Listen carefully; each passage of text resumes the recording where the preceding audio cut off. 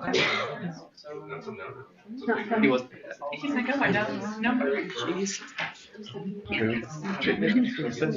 I didn't indicate it needs to. I didn't need to. They called the wrong number. Because there was even.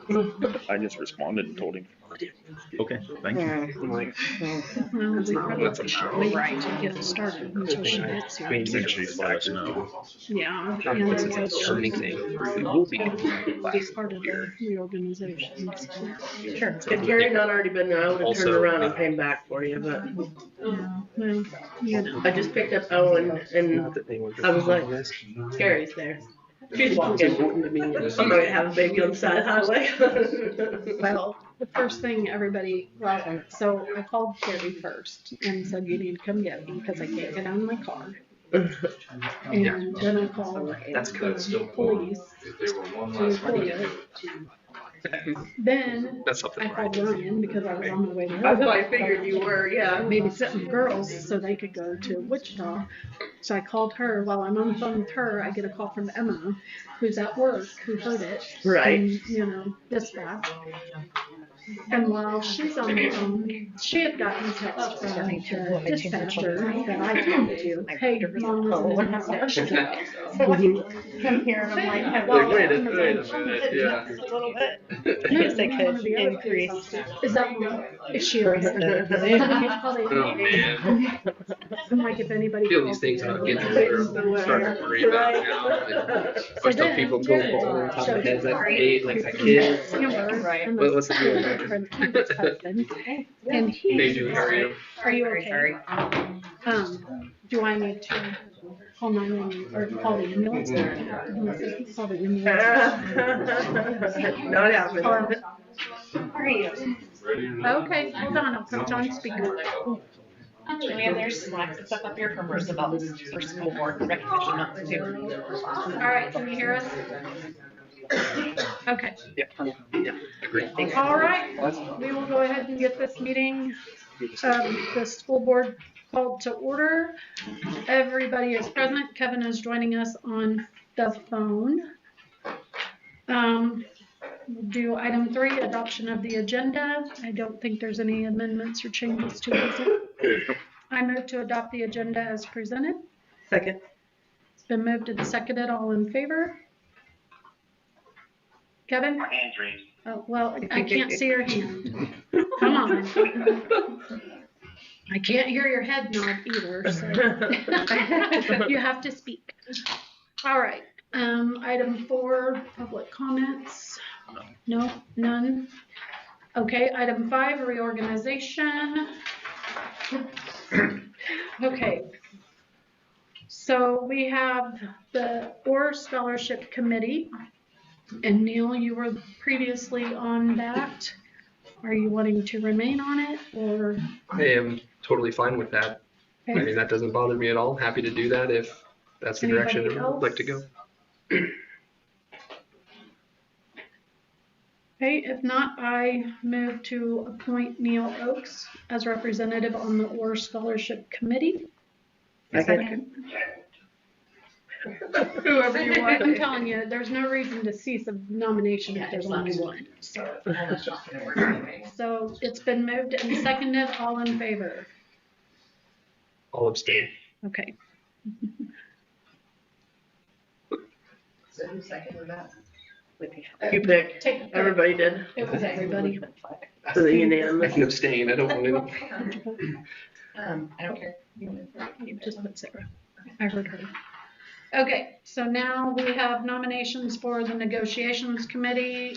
Sarah, Jesse, and Tracy are currently serving on that. I'd like to stay on. You would? Okay. I'll stay. I'm fine to stay. Is everybody okay with that? Okay, I move that Sarah, Jesse, and Tracy all remain on the negotiations committee. Second. It's been moved and seconded. All in favor? Passes 7-0. Okay. And then we have nomination for the sick leave bank committee. I am presently doing it. I'm okay to stay unless somebody else wants it. I'm happy. If you need a break and need somebody else to step in, I'd be happy to do it. That's fine. I will nominate Julie to serve as representative of the sick leave bank committee. Sorry. I'll second. All right, it's been moved and seconded. All in favor? Passes 7-0. And then Educational Foundation representative, and that is currently Sarah. And I can't. Oh, Yeah. okay. Reached the limit. You've reached your limit? Mm-hmm. Yeah. Okay. So I can't serve again. Anybody else?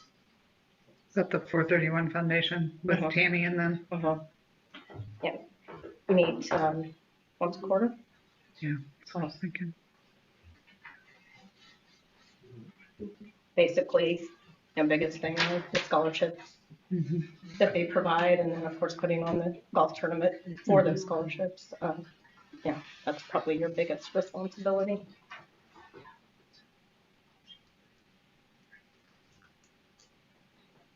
Yay, nay, anybody? You want it, Tracy? I've done it as a community member, so I guess it wouldn't hurt to do it as a board member. Okay. I will nominate Tracy as the representative for the Education Foundation representative. I'll second. Been moved and seconded. All in favor? Okay, passes 7-0. Didn't seem as bad as it did last year. It's pretty bad. Okay. Is something? No. Okay, we'll move on to item 6, the consent agenda. You have the minutes of December 1st regular meeting, the 16th special meeting, cash summary report, check journal, and activities account, cash balance, and then there is a donation on there as well. Tracy brought it to my attention that the check journal and the cash summary report do look a little bit different, but Trisha's going to look into that. Yeah. She thinks it might have just been an update. Yeah, it's really the check journal and the activities cash balance report. Those had more descriptions in previous Yeah. months. So she'll look into that and then she What's the other one, Tracy? The activities account cash balance, that report for it, and the check. In the, and the check journal. Sorry, I think I said cash summary, but that one's okay. That one was fine. Yeah. Activity account cash. Balance. Yes, check journal and activities account cash balance.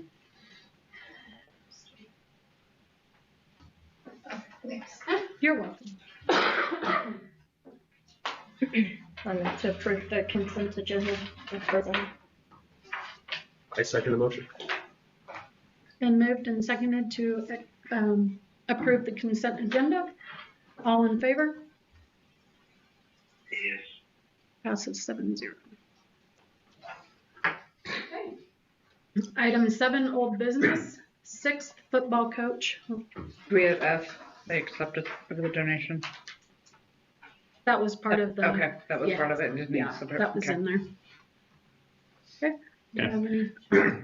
And you guys have information that I've already presented. It's being brought back to you because when you acted on this, I think you talked about it prior to my arrival, acted on it in July. It was for a 1 year only for that 6 football coach. So I provide you some information in there. I've been in contact with Joel and Craig. They provide a little information to me, and I see the coaches are here, so maybe they want to speak a little bit about that as well. You guys understand my position, I guess, since July. It hasn't changed. I don't feel there are numbers there to support the addition of a 6th coach, but I also know myself, Craig, and Joel, I differ from the 2 of them. So, but I just wanted to make sure everybody understood that information you have, and that would be my stance on the situation. But if you've got questions, they're here to talk, and I know to them it's not based on numbers. I understand that. To me, they know it's based on numbers, so that's my decision. But certainly, probably this is an opportunity for you guys to revisit that because they are requesting to have that 6th coach again. I would invite the both of you to give kind of an update. So part of it was a decision. This was a trial basis. So I'd invite you both to give an update. How did it go? Like, was it beneficial? Like, what were the Yeah, do I need to go up here to the table or can I do it right here? Nope, take the hot seat. Take the hot seat. Thank you, Coach Baird. Yeah. Just So it was extremely beneficial to our kids. What we used to get done Sunday at noon was now able to be completed Saturday at 10 o'clock at night. So, like I explained to a lot of people, it prolonged my coaching life, so to speak. We took all our jobs that we have to get done, and instead of just over 5 of us, we were able to spread that out through 6 coaches.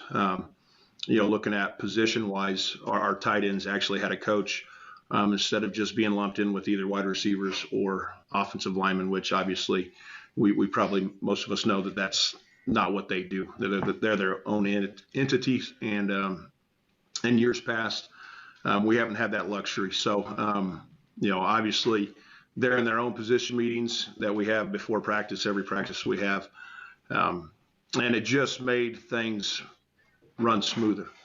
We're obviously playing teams in 3A for the next cycle. Played Scott City, talked to them. They have 7 coaches on staff, so I don't think we're asking for anything outside the realms of what we're just trying to be competitive for with our students here at USD 431. And like Mr. Horn said, it's not necessarily a numbers thing. It's a position thing, and we're asking kids to play that role without a coach. And I think that's not fair to them. And it puts them at a disadvantage. And, I understand that the budgets are tough, and that's, it's where we're at right now.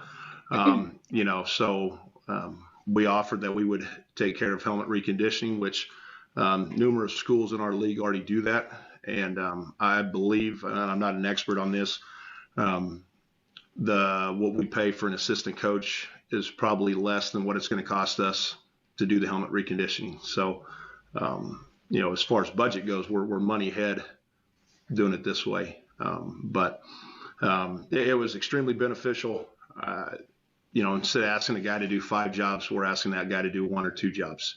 And everything was just more cohesive, well ran, and a little bit easier to be organized and stay efficient. So, was it better for our kids? 100%. And I don't know if you guys can ask questions on that, but that's the way it went. And so it was without a doubt beneficial.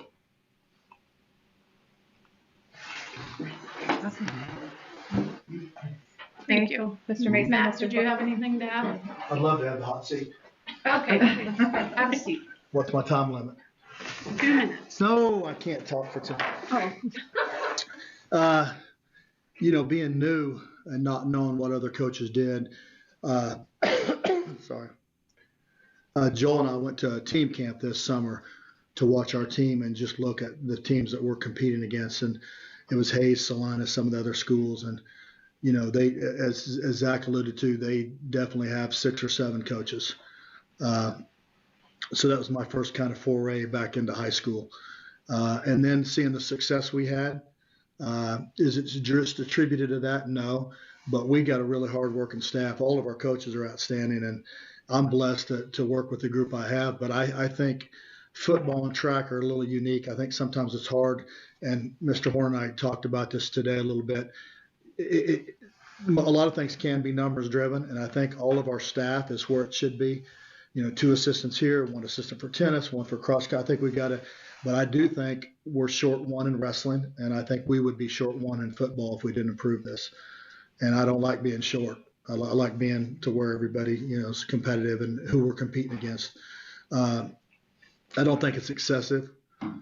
If I was, a devil's advocate, I'd be like, well, when's it going to end? Or then you're going to want 1 for this, or what about special teams or whatever. But this isn't excessive. We don't have coaches that are asking for to abuse a situation. I don't have anybody that's come to me and asked for, we need this or we need that or we need this much money. It's so I don't think it's excessive. The other thing, I don't think it can be about money for what these guys get paid. The extra coach is like Mason makes in 1 day.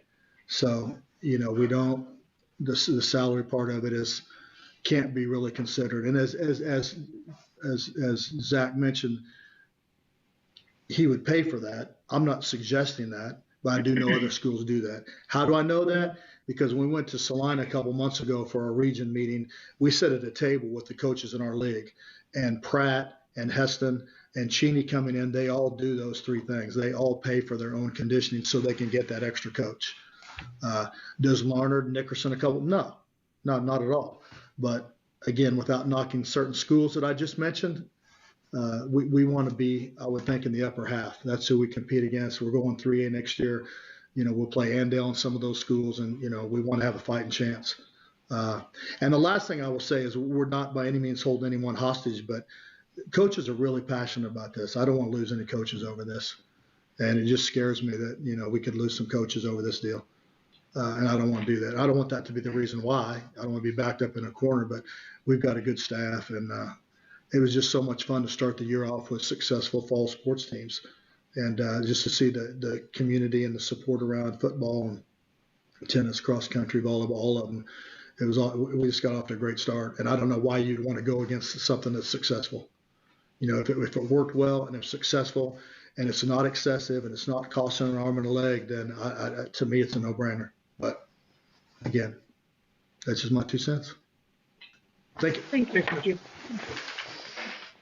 And one thing I'd like to point out, and you guys have it in there, and I talked to Joel and Fletch about this, that they have offered to pay for the helmet reconditioning. I would not recommend that. If you choose to allow them to have the 6th coach, I would tell you I think the district should continue to pay for the helmet reconditioning. I just wouldn't make the recommendation that you shift that expense over to the football team when they haven't been paying it. So. Yeah. As an assistant, this was the most enjoyable year I've had. I can tell you that. I'm very passionate about this. Fletch is very right on that. We have a great staff. I think it's the best staff in the state of Kansas. I truly believe that. We work for the best head coach in the state. And I don't want this to be about money. I mean, in the grand scheme of things, this is a drop in the bucket.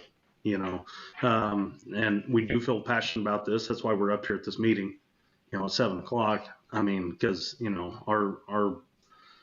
our kids deserve this. They work hard. They get up at 5:30 every morning in the summer and come work out, right? They deserve what's best for them. And having a 6th coach is best for them.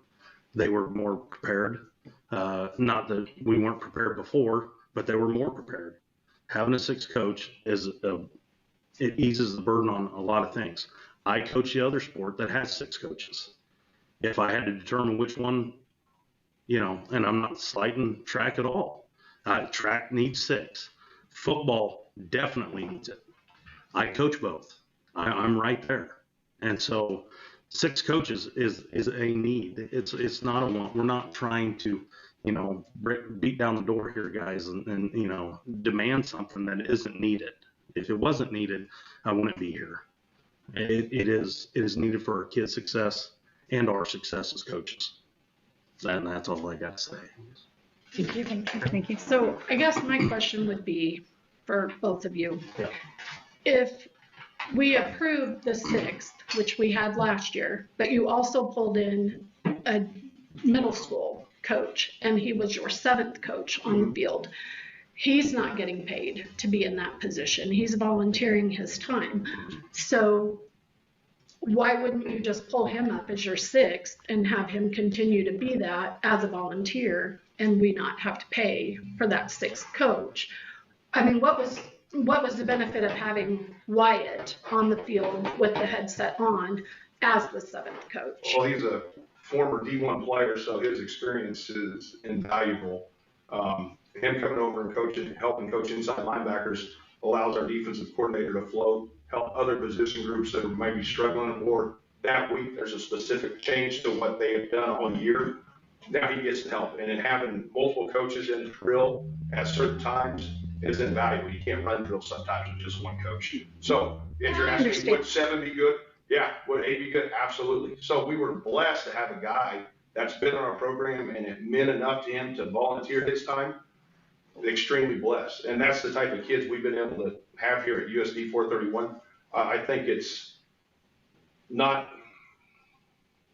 likely or reasonable that we should just expect him to just volunteer his time year and year and year again. Like, do I think he probably should have got paid for all the work? He absolutely, but that was the sacrifice he was willing to make, and he wanted experience coaching in the high school staff. So we were very fortunate that he chose to volunteer his time. So do you foresee that as something that's going to continue as the years progress then, or do you think that he will become part of the high school staff? I think in a perfect world, he eventually becomes part of the high school staff. Okay. Thank you. Appreciate that. Any other discussion? I'll just say I do want to commend again, as I did the first time of the discussion, that I think when we get requests that come onto us from programs, whether they're academic programs or athletic programs, that I do want to commend the football program for coming to us with really well-reasoned, willing to help offset costs and kick in and put their own stake in their dollar, whether or not that worked out or whether or not that's what we decide to do. But to me, if our staff is supportive, we had a good performing year, the kids were happy, the coaches are happy, that seems like that was a trial that was a success. So to me, there's not enough of a reason to reverse our decision, and I would strongly be in favor of it. And I would encourage all of our programs, middle school, high school, elementary, to come to us with the same level of passion, data-driven, giving us those perspectives when we make these type of decisions, because I felt like we had a wealth of information on which to make our decision. I would echo that thought, Julie. Really said kind of a lot of the things that I was thinking coming in. Same with Mr. Fletchall, and especially, Zach and Matt. Appreciate you guys being here and talking about it, because, we, rewind and look back. They came with, this idea, and they took into effect exactly what they said they were going to do, kind of like what you were saying, Julie, and being able to say, this is what we're going to do with it. This is how it would help us. And this is, what we did with it. And this is how it helped us. And they backed that up. I mean, I talked to you guys ahead of the meeting anyway, just to, see how it went, and appreciate all the insight you provided on those pieces. So taking all that to consideration, to me, this isn't just a football thing though, too, because like you said, I think of this as an opportunity, and we can show that this is what we can do with an opportunity that presents itself with the data, the information. How can we make things better? Not, in this case, football's the one that has brought this to us, but I would act the same way for any other program. Ultimately, it's a Hoisington thing for me, district-wide, academic, athletically, whatever program it is. I would, hope we could do that. Putting kids first, obviously, that's always the first thing that comes to my mind, being able to invest in them in that regard. We've talked operationally, budget-wise, what that could mean. You got to remember, when this originally came up, like you said, this was something they wanted to pay for. Like, we will pay for it if we could. We couldn't go down that road for reasons. So how can we work this out to be creative a little bit to make that work? So, those things all came to mind. A lot of this has already been mentioned. I had jotted down some notes, and really don't need to rehash all those types of things, but looking ahead to next year, preparedness, all those things that went into it, investing into the program. So, I mean, that's kind of my stance as well. Appreciate that, all that went into it. I'm glad to see how it resulted, and want to see us, continue onward with it. So that's my stance on it also.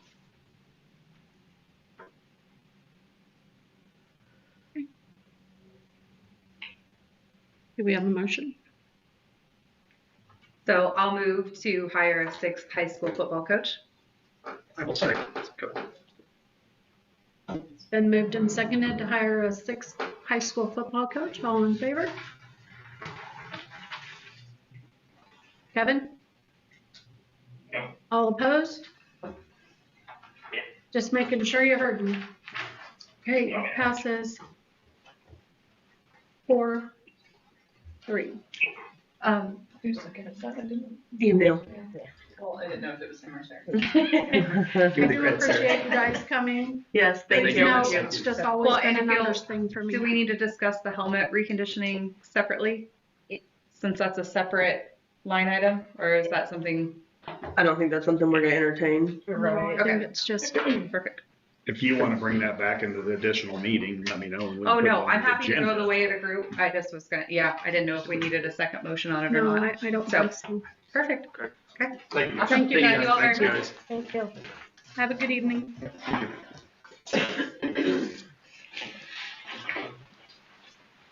Okay, we'll move on to item 8, new business, Adams Brown audit report. Okay, so I'm Delaney Smith and this is Alexis. We both worked on the audit and worked with Trenton and Trish and Taylor to get the audit done. We'll just kind of do a brief overview. There's not many big standard changes, but we'll just kind of go over recommendations and then also what's included in our audit report. So we'll first start with the loose letter that should be in the front of our audit report. This is our governance letter. This is to let you know we did not have any difficulties or disagreements with management while completing the audit. And then this is also where we know any kind of recommendations that we may have in the financial processes. We did have a couple. So on page 3, we had 2 recommendations here. And it's mainly just getting a written procedure for a lot of key positions in the district. This will help if you have any key personnel turnover.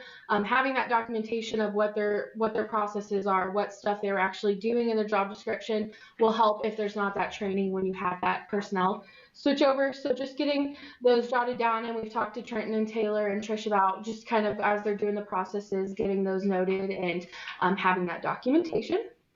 And then all employee pay, including stipends and grants, just to make sure that it's run through the payroll system.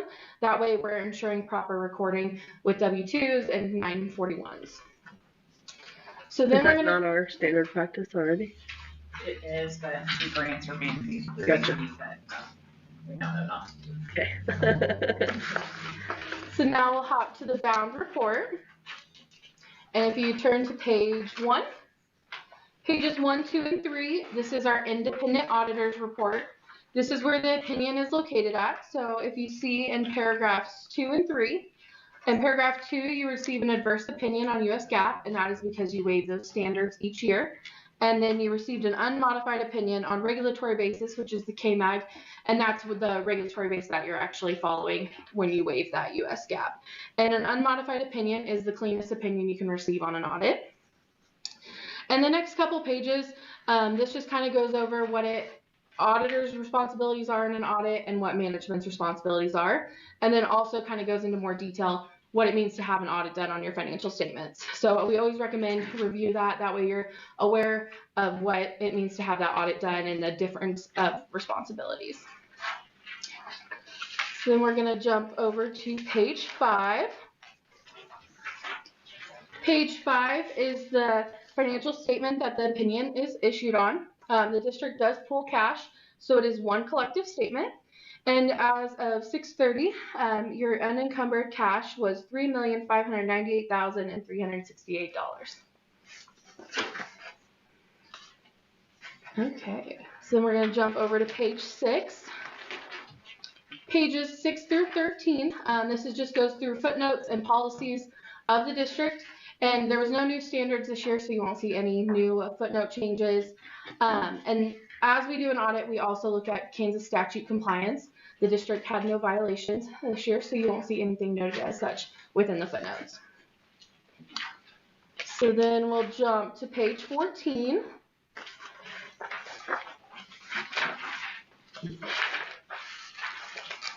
Page 14 is your long-term debt schedule.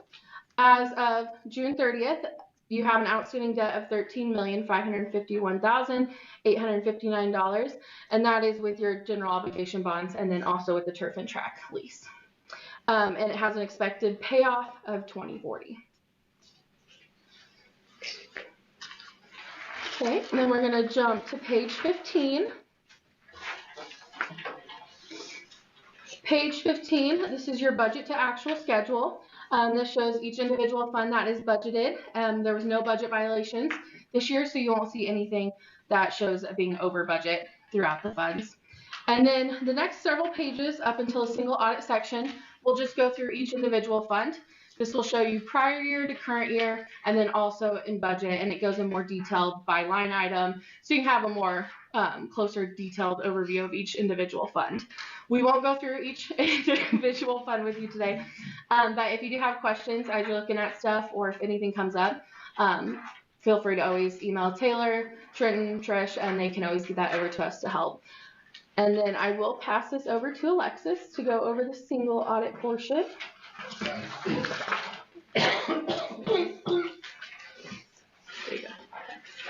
Fletch, you want some water?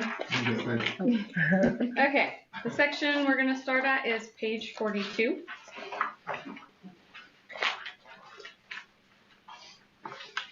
I'll give you a second to get flipped over.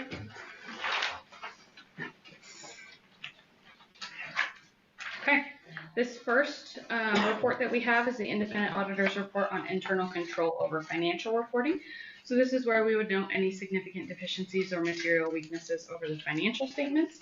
We do have one item that's noted as a material weakness, that's 2025-001, which we will get into in just a second.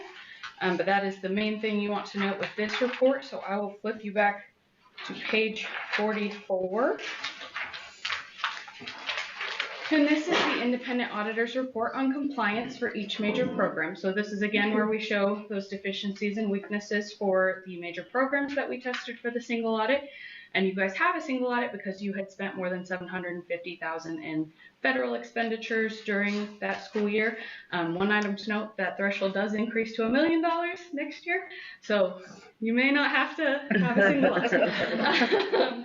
But within this report, things to note, starting on page 45, you'll see that there are 3 items that we have noted, 2, 3, and 4 finding numbers that we've identified as significant deficiencies. And again, I will get into that in just a moment.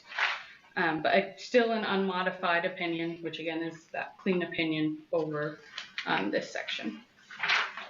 So page 47, this is where you can see the breakdown of all of your federal expenditures. As you can see, we're just above that 750 threshold at 776,000.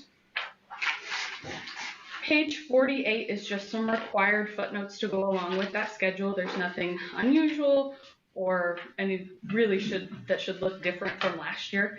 So we'll go on back to page 49. And this is kind of a summary of both sections. So under the financial statement header, you'll see that unmodified opinion over the regulatory basis that Delaney mentioned, as well as that material weakness that I mentioned. And then under federal awards, you'll see no material weaknesses, but that significant deficiency that I mentioned, still an unmodified opinion. And then you can also see the program we tested. The only other thing that I like to highlight on this page is that you guys don't qualify as a low-risk auditee. That is just because you follow KMAC basis. There's nothing that you could be doing better or improving to get to a low-risk auditee status, and all it means is that I have to pick a program that tests at least 40% of your federal dollars, and this year your child nutrition cluster, your food service, did that anyway, and that's what we would have picked, so it didn't have an impact on you guys. So starting on page 50, that first item that we have is the material weakness.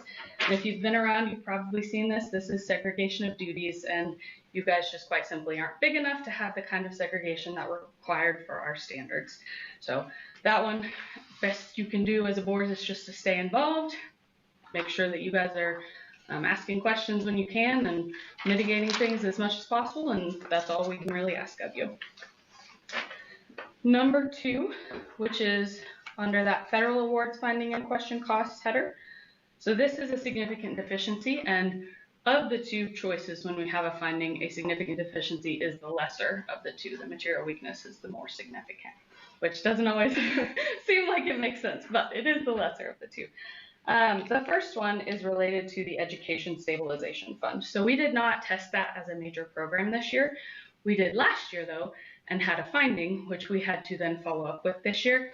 And so this year, when we tested some of the summer school hours that were funded for this program, we were able to prove the hourly rates and the pay rates that were being paid to the employees, but when it came to the hours that were paid, we couldn't find the timesheets due to turnover of staff. So that is just noting that we couldn't corroborate that those timesheet hours were 100% accurate. And just recommend that we really make sure that those are kept in an easy to find spot if there does come a time when staff move on and someone else has to come in after the facts for the audit and say, here you go, here's what you're asking for. Number 3 is related to the food service program. And this finding was, there were 2 monthly reports, so they have to submit their reimbursement request to the state every month. And there were 2 reports where we noted inconsistencies between what was submitted and what we were seeing on the meal count reports that you use. For the first, or the total difference between what we were seeing and what we were expecting was an under reimbursement of $945, excuse me. And this was largely, I believe, caused because some of these reports are time sensitive and they weren't printed at the time that they were preparing that submission. So then by the time we came back in, something had changed in the background of the system, so they no longer matched.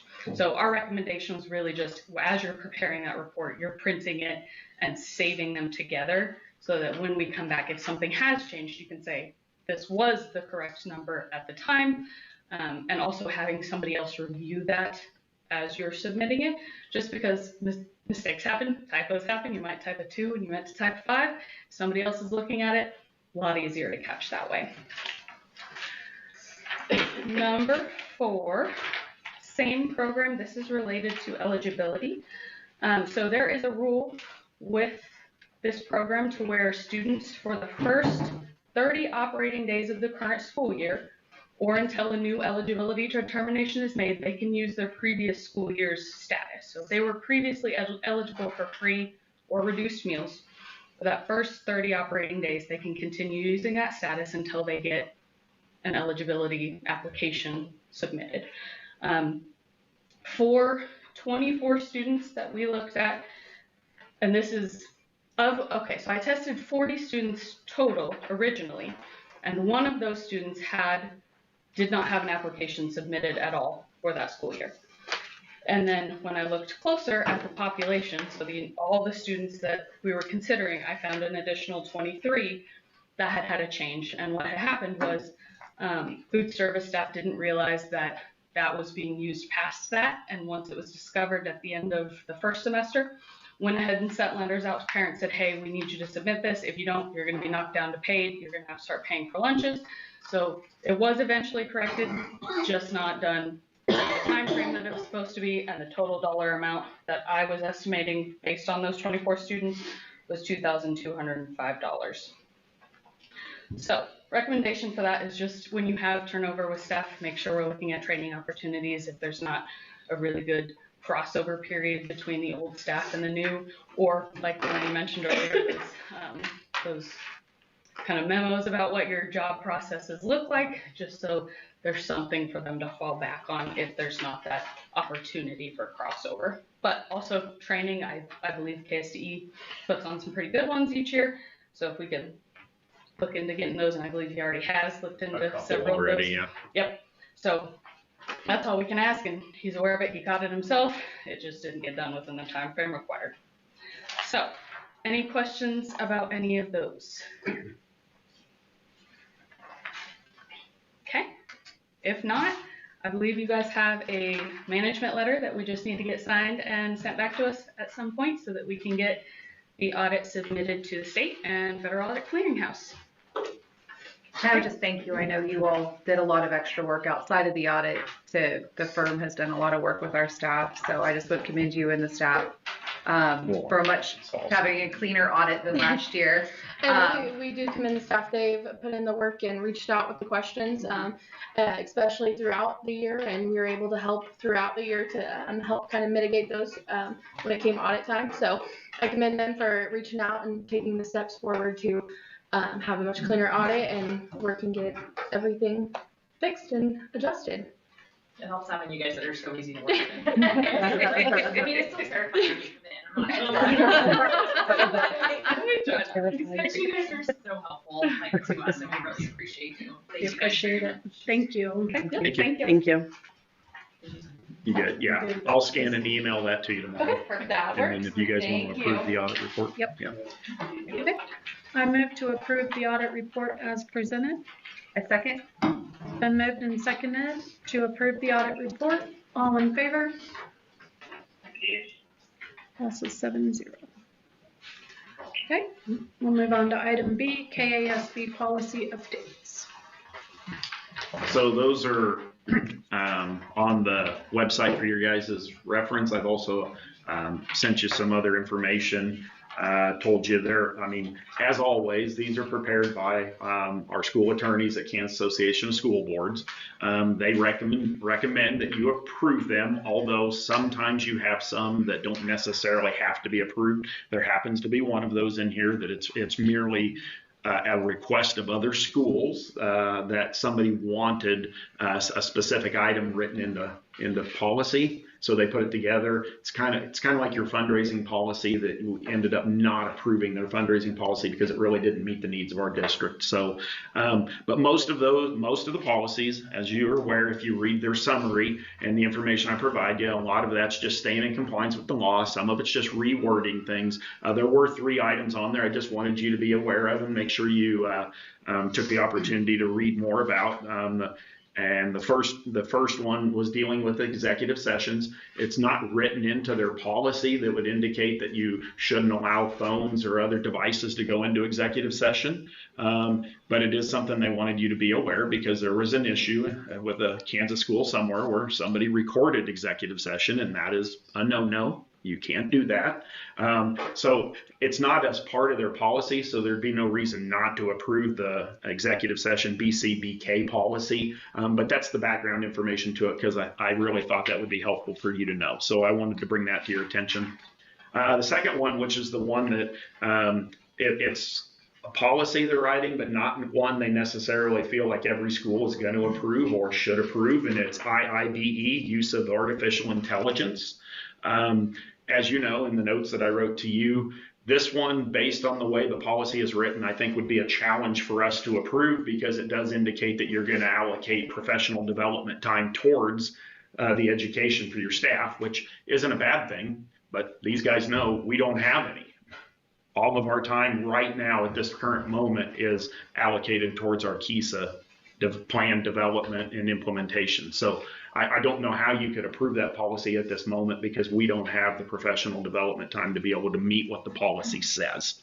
It's something that we can come back to later, but at this moment, I don't know how we would approve that policy unless we want to figure out how to come up with additional professional development time.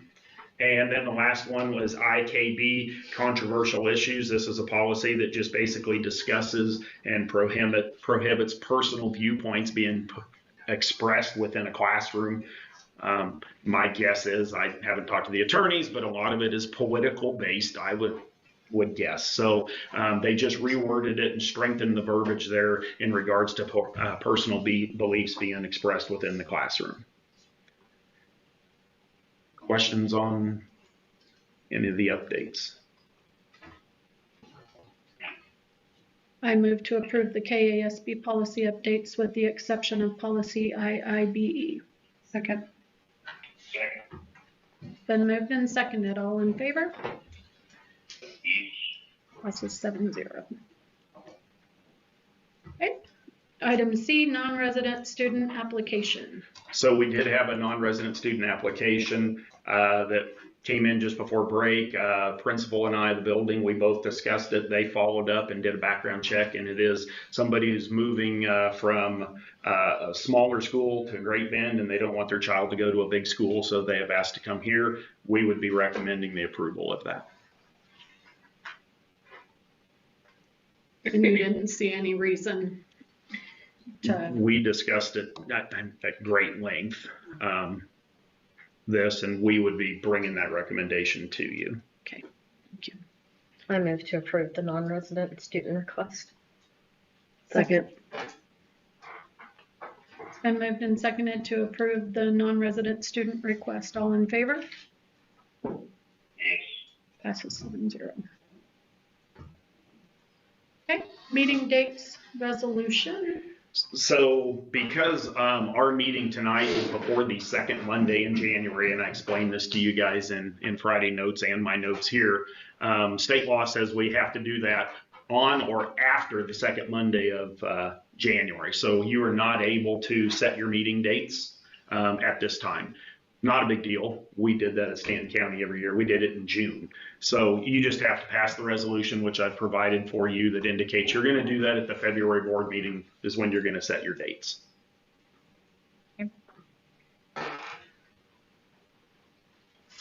So we just need to Move to approve the resolution. Okay. I move to approve the resolution to set the meeting dates during the February 2nd board meeting. I'll second. Then moved and seconded. All in favor? Yes. Passes 7-0. Okay, item E, election of officers resolution. Exact same reason. Second January, Monday in January. So we'll push it to the February board meeting. I move to approve the resolution to elect officers during the February 2nd board meeting.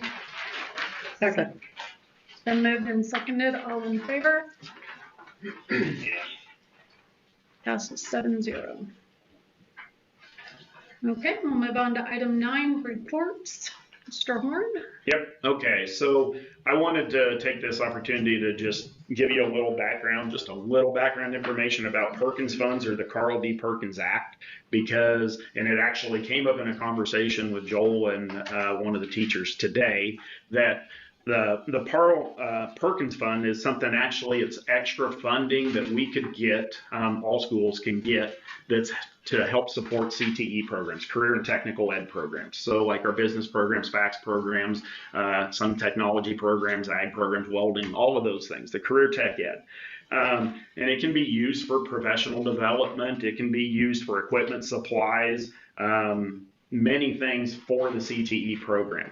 What I wanted to bring to your guys' attention about that is usually there's a consortium around that most schools are a part of. We just happened to not be a part of one this year because I believe the consortium we were in, I believe was Smoky Hill, they closed. So in the midst of all of this, I find out a couple of months ago that, oh, we're not in a consortium anymore. Us and 9 other schools that I know of were in that same boat. So we weren't able to access any Perkins funds this year, which we normally do. Right, Joel? We normally access those. So what the state reached out to me and asked if we would be interested in helping to form a consortium so we could capture those dollars, because between the schools, we lost about $30,000 collectively that we didn't get to have an access to this year. And I indicated we'd absolutely like that, because we want having been an ag teacher and even at Stanton County, we always access that. We got things out of the funding. So I provided my interest, they did the background, and there's going to be 9 schools in addition to us that are going to form a new consortium that's going to be run through and housed through St. John's School District, where next year we will be a part of a consortium and we will have the opportunity to try to utilize some of those funds. But this year we just didn't get that opportunity. One thing that might be unique if you get a question about CTE funds or the Perkins funds is, if you buy a piece of equipment through the Perkins funds, it has to be available to everybody in your consortium. When we say available, that means if Heston, who's going to be one of the schools, wants something that we got, we have to share it with them. It sounds like it could be a challenge. In 6 years at Stanton County, never once did we get a request to share one of the items that we had received, and nor did we ever ask for an item to be shared. But you do have to share it if you have it. But that request, I haven't seen it happen before. So questions about Perkins funds and the direction we're heading? What types of programs are we utilizing some of those funds for? Well, most of it, lately we've been paying for PD out of it, but that'd be like FACS classes, industrial arts, welding, woods, health. We have health, pathways, art, visual arts, graphic design. So some of the computers, or some of the, I believe one of the printers we got for 10 years ago was with Perkins Fund. We bought that $21,000 plasma cutter years ago with Perkins Fund. So I think with FACS classes, we bought some babies, some training babies with those. So I think we got some first aid kits, training first aid kits through those. So that's the type of equipment we bought over the years. Thanks. Thank you. And typically, how it worked in our consortium at Stanton County, they would call and say, here's how much you guys have.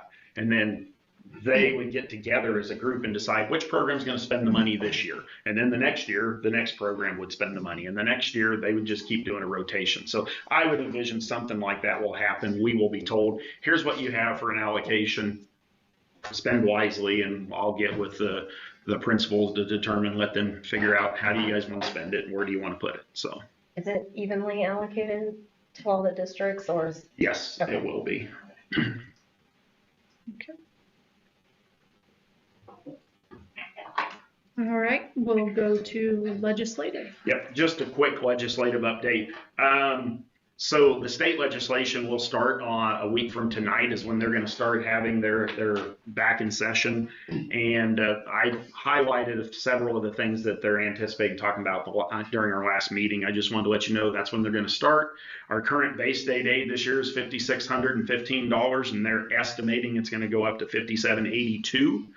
Per person. The state board is planning to request a legislature to go ahead and increase special education funding, but we will see. It depends on the year. Some years they've increased a little more, some years they haven't. They're still not funding it at the rate that they're supposed to be, but the state legislature will tell you that the federal government isn't giving them what they need to be able to give us what we need. So state blames the feds and the feds are blaming the state, and we're the ones caught in the middle.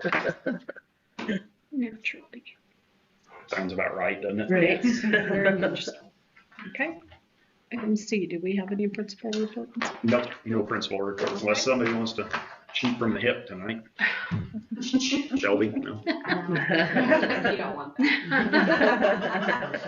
All right, so we'll move on to item 10, consideration of district personnel. I move we go into executive session for 10 minutes pursuant to discussing non-elected personnel under the KOMA exception for the purpose of discussing nominations and resignations.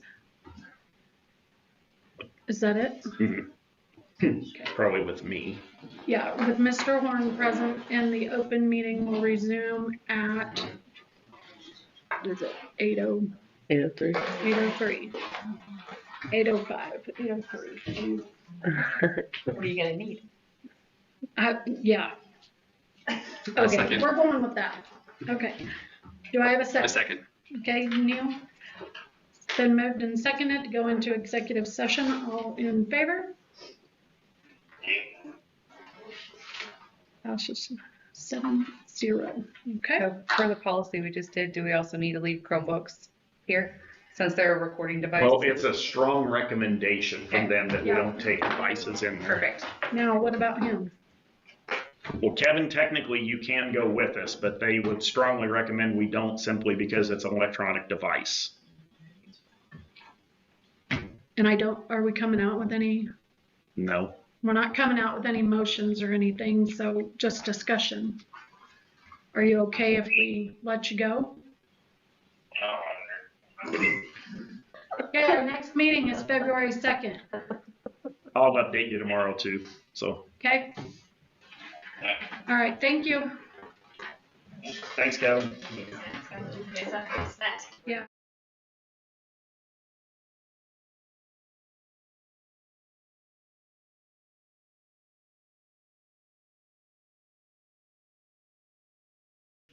Thank you. Okay, Free and coming IO out of days. executive Yep. session with no motion. Other than the last one. I move to adjourn. Second. Been moved to adjourn, moved and seconded, sorry. All in favor? Passes 6-0. Kevin's not with us. And our next meeting is February 2nd. All right. Awesome. Yep. Sweet. All righty.